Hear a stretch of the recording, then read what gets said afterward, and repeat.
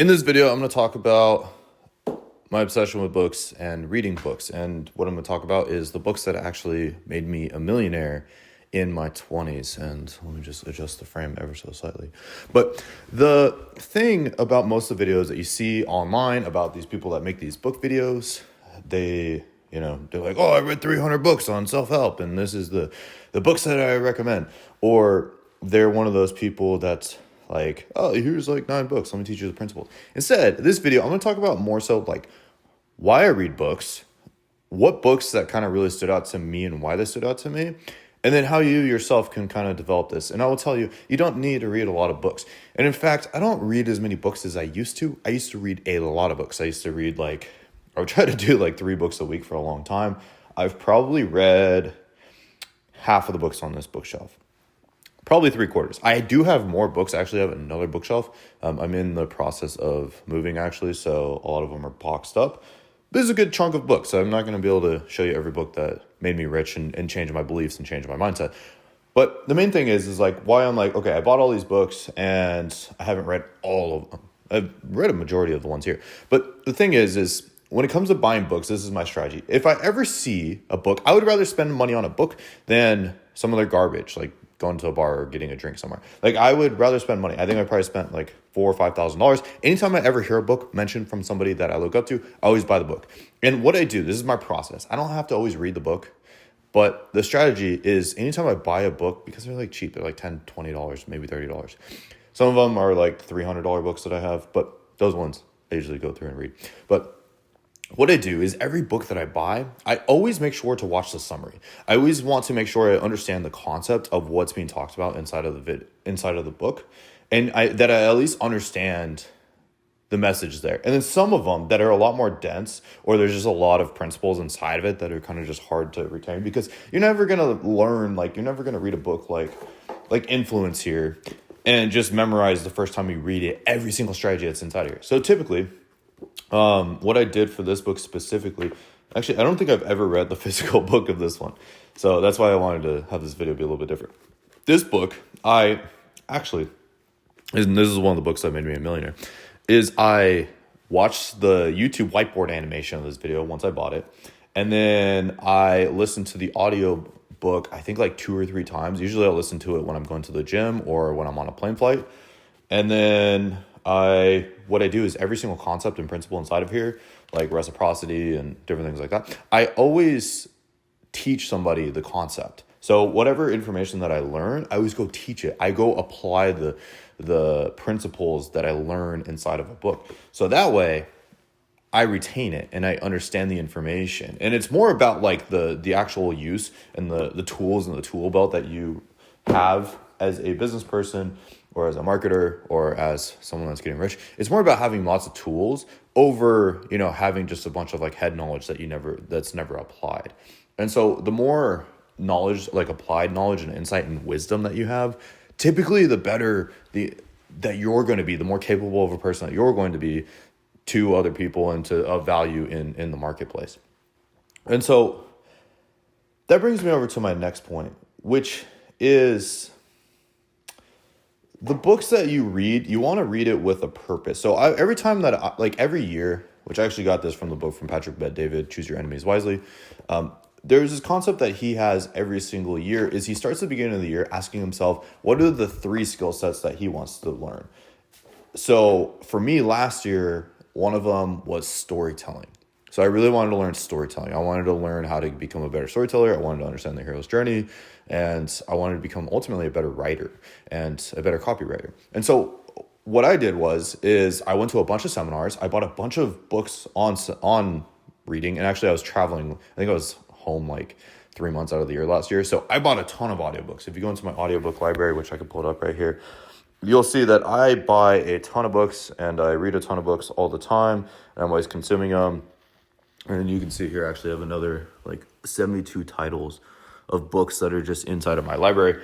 And I'm always listening to these and I'm always finding a bunch of podcasts. So I never just read a book for the sake of just like, oh, let me just like pass the time and read a book. I read a book because I'm trying to like learn something. I'm always trying to get insight on something that I'm trying to apply. So when I first got started, I would just want to be rich. So that's why I started buying a lot of books, because I didn't know anything. So when I first got started, This is one of the books. Let me see if we can pull it out of this bookshelf right here. This is one that I've read multiple times over. Audiobooks, all sorts of different ways. I always go straight to like whatever the classic make money books, because to tell you the truth, most of making money is principles. And so like it's like foundational stuff that's just generations, passed down to generations. And so this is one of those 7 Habits of Highly Effective People. I've probably read this book like 5-6 times. That one, I know there was one I saw in here earlier. It was called The Wealthy Gardener. I think it was actually hidden right here. So this book was one of those that I would go to the gym. I would listen to this audiobook all the time. I would read it over and over again. Because this is the main point I want to make, is most of success and most of getting rich is patterns. It's pattern recognition. And so the better that you get at understanding patterns, the more that you know how to move and how to operate and make decisions based off of the patterns that are received. Because just as a chess game has more moves than atoms in the known universe, which that theory has been debunked, it's like 10 to the 40th power of moves because they calculated with the illegal moves. But there's like 10 to the 40th power of moves. It's impossible to remember every single move that you could ever make. You can remember some openings, and then you remember other situations that other people get, like situations that you've been in yourself or other situations other people have been in. No situation you're ever going to go through is ever going to be exactly the same. But what happens is you're going to see patterns. You're going to live a similar pattern to what somebody else lived. And so what the best thing you could do is, I see this as all these books is like, yeah, maybe I spent $5,000 on like all the books that you see here and from the other library that you don't see here. But what am I actually paying for with all of this knowledge and information is I'm paying for people's lives.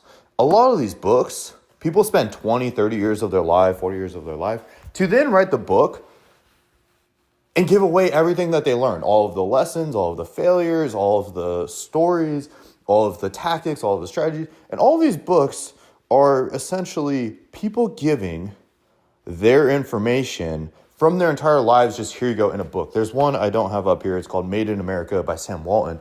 And that book is literally written from Sam Walton while he's on his deathbed. This man was a billionaire, and he decided to write a book on how he became a billionaire and just gives it all away. And what's cool is you can read this book in a day or two, and you now know everything that made Sam Walton so successful and so rich. He gives away like everything inside of that book. It is Jeff Bezos is like one of his most prized possessions of a book is to read that Made in America by Sam Walton. And he built Amazon based off of that book. And so what you want to do is figure out what is it that you're trying to do. Like this book right here, the decision book. I was trying to get good at making decisions. So what are all the different ways of making decisions? So like this book, I think there's like 50 different ways to make a decision laid out inside this book. And I was like, interesting. So like this one, it's like, how do they prevent planes from crashing, which is kind of ironic because there's a lot of plane crashes lately, is the way that they do it is it's essentially why plane crashes happen is because there's a lot of holes in the preconceived decision-making process that people have. And so essentially what they call it is like how mistakes happen is the Swiss cheese model. So then what they try to do is block up all the holes of the Swiss cheese. And then it's funny, I actually remember reading this book. And so basically plane crashes are saved by, making sure that because typically how a plane actually crashes is there's like a bunch of things that go wrong, not typically just one thing. It's like, the person was distracted, and then the autopilot system was off, and then the air current was at a weird temperature and a weird humidity, so the sensors were kind of thrown off. And, because of the luggage on the plane was backed on just like slightly a different angle, they weren't able to turn as good. And then, it's like there was another flight where the person was, the pilot went to the bathroom. It's usually like a list of things. And so me reading that book, I'm like, wow, okay. So sometimes even just the way that mistakes happen is just purely chance of like all the stars were aligned to make this mistake. And I remember that. I remember this book. And then now if I'm ever like, okay, I really want to become I have a big decision I'm going to make, I could just go pick up this book and I'll go read again how I made the book. So a lot of times I'm reading and understanding a lot of these books more so to know where the information is. Like especially this book, Extreme Ownership. I always recommend people to read that one. That one's like a killer. But I have all of these books, not so much so I retain all the information, but so I know where the information is if I need to go receive it. Like there's one book here, like Breakthrough Advertising. It's one of like the best books on marketing. You literally have to pay like, I think $200-$300 to buy this thing. And it's one of the most insightful books ever about like market awareness, market sophistication, and, how to tap into the mass subconscious of people. And so I'm always reading essentially I'm getting books to have a library of knowledge. And then with that library of knowledge, I then myself, if I have a problem, if I'm going through something, if I'm looking for answers on something, I have somewhere to go for all of those answers. And that's how I do it. And so you don't want to read for a bunch of knowledge, because then what happens is you get fat. Just as you can overconsume on food and you get fat and you have too many calories, you can overconsume on knowledge and you get too fat and you get moved too slow and you can't make any progress. So my biggest thing after reading all these books, to tell you the truth, is to not read the books to try to have a bunch of random knowledge. What you want to do is you want to try to go for applied knowledge. You want to have a mission. You want to have a reason for reading the books. And then when you have a reason for reading the books, that will change your entire mindset and your entire life on this. And so most of you guys are probably here for like, what are the books that you recommend, Devin? I gave you guys a few. All the ones that I mentioned inside this video so far are really good. These two I set aside for this video specifically. I really recommend this video, The Big Leap by Gay Hendricks. This one, I love this concept. There's a couple concepts inside here. There's one called Einstein's time, where when you live in Einstein's time, it's funny, I actually opened the page right to it. So when you live in the time of Einstein's time, essentially right there, it's a concept of basically deep work and of getting into flow state. So basically, you know that you're doing the right things when you live in a time, when you're living in a moment where you don't even notice the hours go by. So most of my life, I actually never look at the clock unless it's like what time I need to be at a meeting. But I'm not ever looking at the clock and the time so then when something's done. I set up my life so I'm always living in a point of flow. Like I have a tough time of knowing when things are, what's going on, what day of the week it is, what month of the year it is. And I just float through time. It's because like time has no concept, or it's like it's not a variable in my life, and it's because I'm completely detached and I'm focused solely on being somebody that is valuable, that is being productive, and having ultimately discoveries that makes me richer, that makes my life better, that makes it more full and more fulfilled and more enjoyable, and sets me up for my future self. And so I live in Einstein's time. Another concept inside of here is like, it's called the Big Leap. It's because a lot of us, what happens is right before we go into having a new life, or we have a new mindset, everything breaks and shit goes wrong and life gets hard. And so I used to view like when life gets hard as like, okay, I need to slow down or whatnot. But now, after reading this book, actually the concept that I learned is when life gets hard, when things aren't working, when your computer dies, when you're about to finish something, when you're about to upload a video, when the audio doesn't work when you record it, or whatever happens, like whatever stupid shit happens, I'm like, that's a sign that I am making progress and that actually I'm about to do something big. And this book changed that paradigm for me. I remember reading this book when I was in my beginning stages. I highly advise you to read this book. And it's not so much that the concept is what you're missing, but it's also the stories that come along with it. And when you hear the stories, it's like this guy's personal anecdote that he explains is that he got sick right as he was about to do something incredible. And he instead viewed it as a belief that it was like, okay, my body's just trying to hold me back from like this new level that I'm becoming. And he ended up like, I think like selling his company or getting extremely rich. I don't remember the exact story, but I just remember the feeling. And that's the thing with a lot of these books is you remember the feeling, not necessarily the tactical information all the time. And if you can remember the feeling that it generates, that in itself allows you to become a more powerful being. And so if you can become someone that's more intuitive and is able to run off intuition because of all this knowledge that you have, then when you run into these moments, you're just running and gunning and not really think about it. Because as Robert Greene talks about in the book Mastery, which I don't have up here, is where we have essentially 4 different levels of mastery. There is unconscious incompetence, not knowing that you suck at something, which is the biggest thing that can hinder you. There is conscious incompetence, knowing that you suck at shit. And then there's conscious competence. So it's like you consciously have to try at things to be good at things.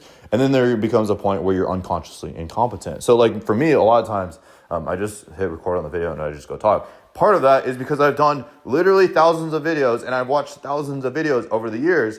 And so I just have all these memories and all of these data points that I'm just using to record the videos. And I watch all my videos over and over and over and over again to know what is it that people love when they consume my content. And so now with the goal that I have identified with this channel, which is to brainwash you to get rich, I just run off of that paradigm of, I know that if I just show up and I just record and I just talk, that people are going to love me. People are going to want to watch all my content. They're going to go watch all of the videos, and inevitably they're going to share this with their friends. And I'm just trying to make this content so good that you just end up becoming rich, and you share it with everybody else around you that you want to become rich as well. And so The Big Leap was definitely a big book that helped me understand that. And then the next one was this book. So a lot of getting rich is hitting different levels of belief. This one and The Big Leap go really hand in hand. You're only going to make as much money as you're comfortable with making. And a lot of it is because you're kind of scared to believe that you're capable of doing more. And so it's really challenging actually when you're getting started to when you get that first breakthrough, that's one thing. But then what will happen is a video I just recorded recently, you're going to hit all these different income. You're going to hit these different income levels where you get stuck at it. And so this book, I really love the concept of how can you think 10x of whatever it is that you're trying to achieve. And then when you think 10x of what you're trying to achieve, you then start thinking of the situation that you're in dramatically differently. So then instead of thinking okay, how can I make let's say $10,000 a month. Instead, ask yourself, how can I make $100,000 a month? Because here's the thing, to make $10,000 a month, it takes the same amount of work to make $100,000 a month. Me making over $100,000 a month, I do not work any harder than I did making $10,000 a month by any means necessary. If anything, I work a lot less, and it's a lot more intentional work because I have teams and systems around me that I built. And it takes the same amount of work to get to 10K a month as it does to get to 100K a month. And so the thing that changes though is when you shoot for 100K a month, you'll get to 10K a month, but then you're scalable and then you can kind of keep growing. Versus if you only shoot for 10K a month, a lot of times it will get you to $10,000 a month, will not get you to $100,000 a month. And so when you start with the end in mind and you start thinking bigger, when you're getting started, even if you don't feel like it's fully probable, but it feels like slightly fun to go pursue, that's a worthy cause. That's a cause that's worth pursuing. And I learned that from reading this book by Uncle G over here about how I need to think bigger and that my dreams were too small. And so that's why I like that book. So that being said, these are some of the books that I got. I'm trying to see if there's anything else for you guys here specifically. So some of the books, I'll tell you the truth, I just pick it up, I buy it, I read probably for 30 minutes, and then I never read the book again. And it was some of the most profound, impactful shit of my entire life. And this book is actually one of them, Steve Jobs, by Walter Isaacson. The thing I got from this book and reading the first chapter of the book is the concept that Walter Isaacson actually interviewed Steve Jobs, and then he interviewed a lot of his family before he passed away to write this book. And the funny thing about Steve Jobs was every time he would have Steve explain him a situation or a situation that he was in at a restaurant or whatever, he would always go and ask a family member or somebody else that was close to Steve that was there at the same time. And most of the time, Steve Jobs had a completely different story than the other person about what was going on at that situation. And it was a pattern that Walter Isaacson recognized about Steve Jobs was that the man was always creating his own paradigms. He was creating his own realities, and that he was always thinking that things played out a different way. They'd go to a restaurant. I don't know if this is a specific example, but they would go to a restaurant and Steve would say oh yeah, we went and saw Walt Disney at this restaurant. They talked to a friend. They're yeah, Walt Disney was definitely not there. Walt was definitely not at the restaurant with us. But Steve basically created his own reality. He created his own world, which allowed him to work and operate on a different paradigm than everybody else. And because it may not have been actually physically true, it was true to him. It was true to Steve over here that these things happened and that he met these people and that he was instructed in these different weird ways that everybody else viewed it in a completely different angle, that he saw it as a superpower and something that was able to allow him to become this person and this man that was so capable of things. I know that's not the exact story that was inside of there, but I remember the principle. I remember the feeling. And because of that feeling, and because of that principle, I'm then able to apply that to the rest of my day-to-day life. And so I may sound, I don't know. So here's another one. This is really good, Primal Branding. This is one of those books I actually never read, and it was one of the best books that I never read. Because what I did was I watched the video summary and I asked myself, okay, what are the things that allow me to build a brand, to build a cult following, to get people to love what I do? And it's all about how, biologically we have all of these instincts and these things that, we're trying to survive. We crave community and all these different concepts.